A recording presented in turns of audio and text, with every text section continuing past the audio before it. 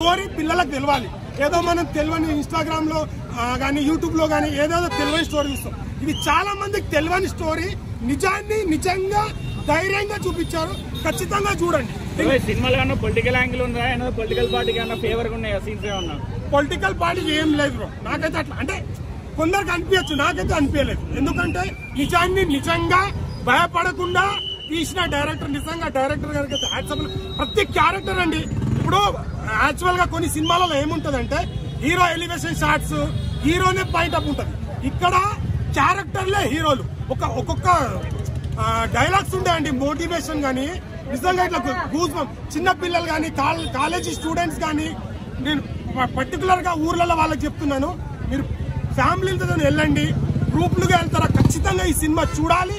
మీరు చూసి తెలియని వాళ్ళకు తెలియజేయాలి.